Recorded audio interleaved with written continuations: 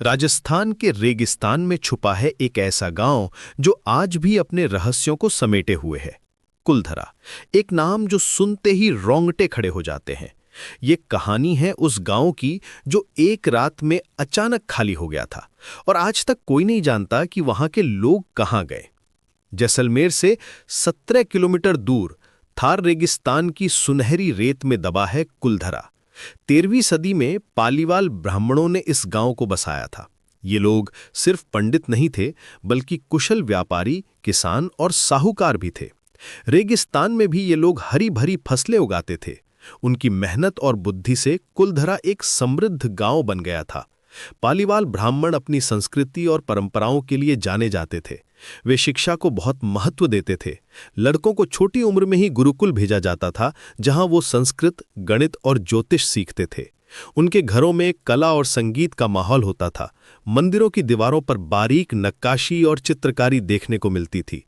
लेकिन 1825 में कुछ ऐसा हुआ कि ये खुशहाल गांव एक रात में वीरान हो गया। सबसे प्रसिद्ध कहानी सलीम सिंह की है, जो जैसलमेर का दीवान था। कहते हैं कि वो बहुत क्रूर और अत्याचारी था।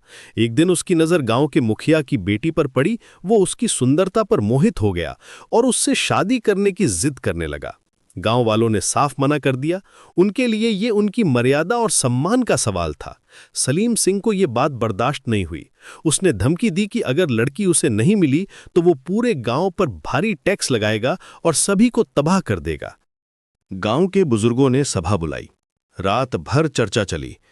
आखिर में फैसला हुआ कि अपनी इज्जत बचाने के लिए गांव छोड़ना पड़ेगा। लेकिन ये कोई आम फैसला नहीं था।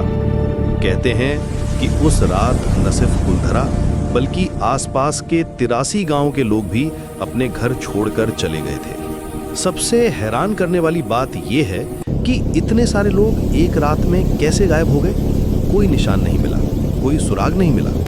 जाते समय उन्होंने गांव को श्राप दिया था कि यहाँ कोई और